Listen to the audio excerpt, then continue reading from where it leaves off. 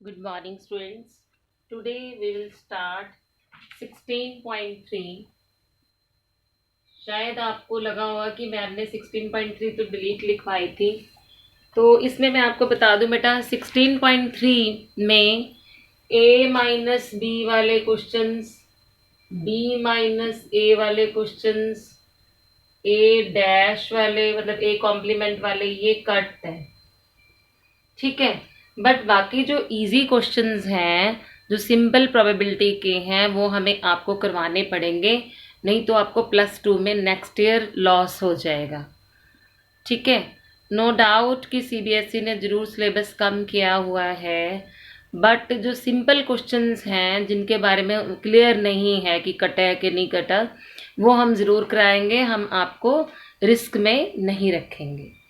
Clear? Now see, this is second question. A coin is tossed twice, तो sample space में H H, T H, H T, T T, ये 4 points बने।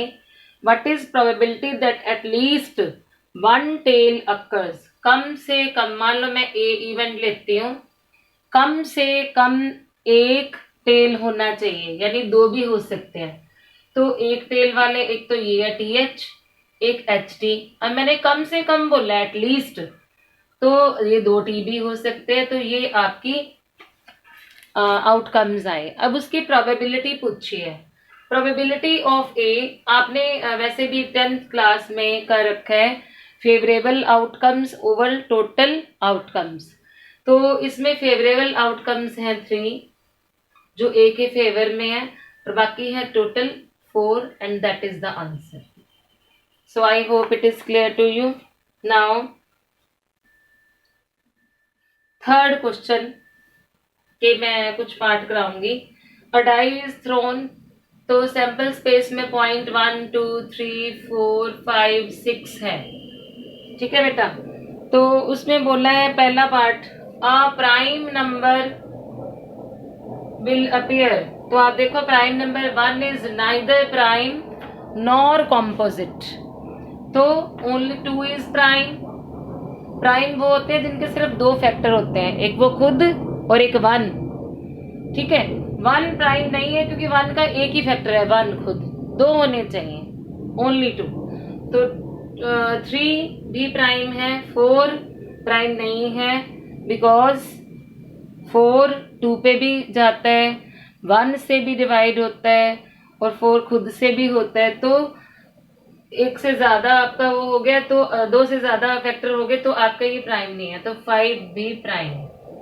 Now probability of A is 3/6, 1 2 3, और ये 6 cut के आ गया 1/2। So I think it is clear. Now come to its second part.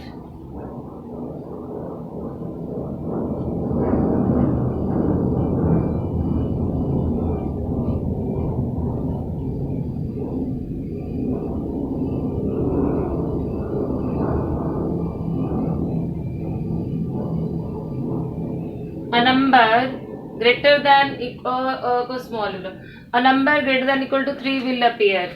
तो इनमें से 3 4 5 और 6 आएगा, इक्वल लिखा है 3 भी आएगा। तो प्रोबेबिलिटी ऑफ बी हुई 4/6, दैट इज 2/3, ठीक है। तो आप आराम से इसको कर लोगे। Now come to fourth question.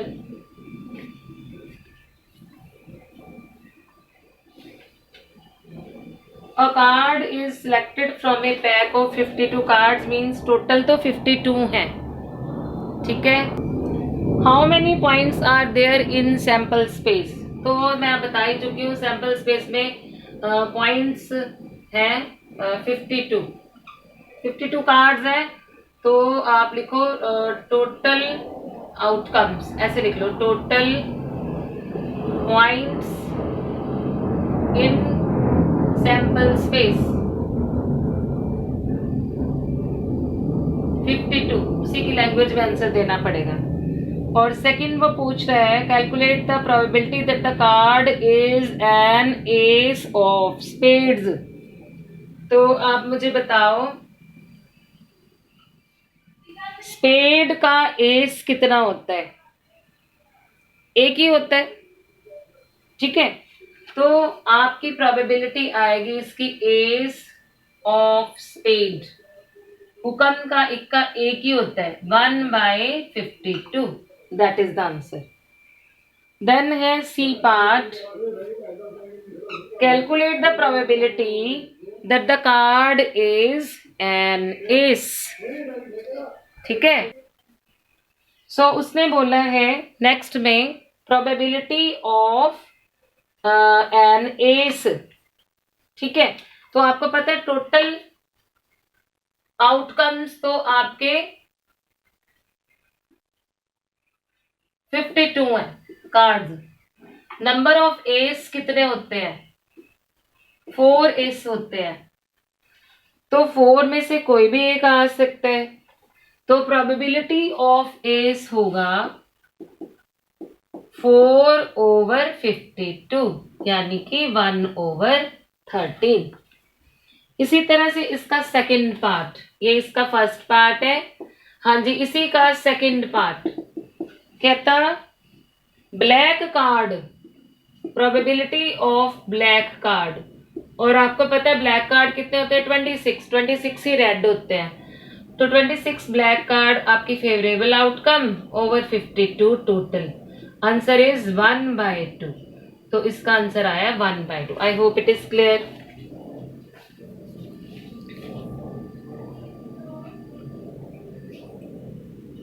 Now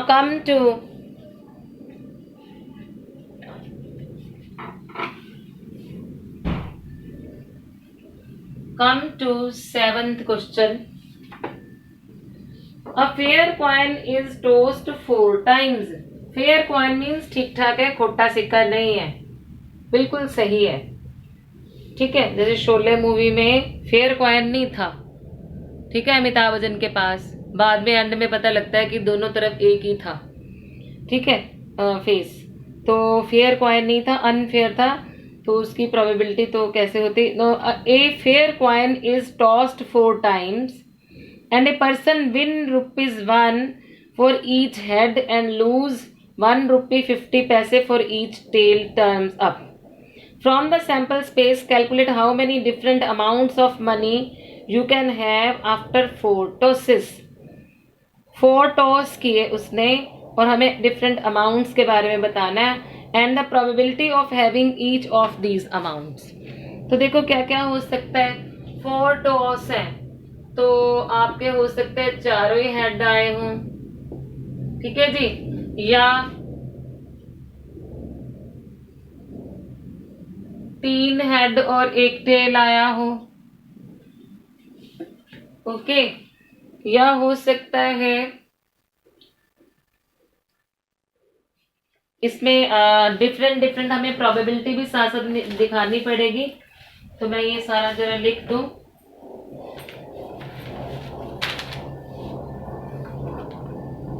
हाँ जी, और इसमें और क्या हो सकता है कि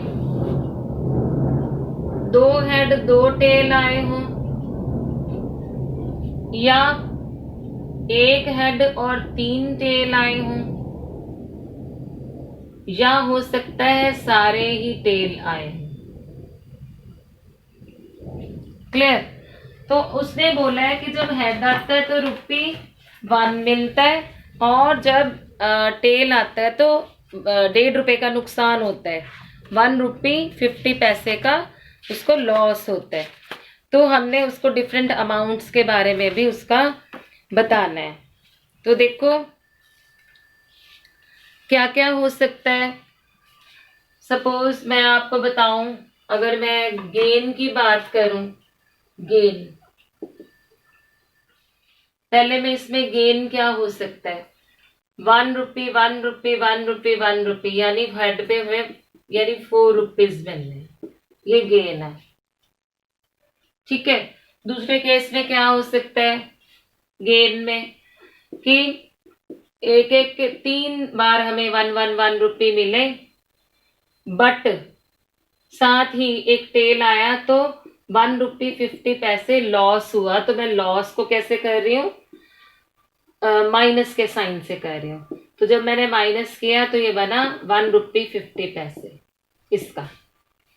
तीसरी बात क्या है, 2 बार उसको रुपी मिलने हैं और बाकी 1.5 रुपए माइनस होना है। तो यानी 1 × 2 माइनस 1.50 × 2, क्योंकि 1.5 रुपया इसका लॉस, 1.5 रुपया इसका लॉस, तो आपके पास बना 2 - 3 दैट इज -1, और इसको बोलते हैं 1 रुपी लॉस। माइनस को ऐसे बोलते हैं। ठीक है। चौथे केस में क्या हुआ, 1 रुपया मिलना है, 3 का नुकसान है। 1 मिला और 3 का नुकसान है, यानी माइनस 3 का नहीं, सॉरी, 1.5 तो इंटू 1.50, तो ये आपका बना 1 - 4.50। ठीक है। तो यानी मैं आपको कहूं कि 3.50, यानी कि मैं अगर इसको भाषा में सिंपल बोलूं तो मैं कहूंगी ₹3.50 का लॉस है। ये भी लॉस आया, ये भी लॉस आया, बट ये फाइनली प्लस में आया तो ये गेन आया, ये भी प्लस में आया तो ये गेन आया।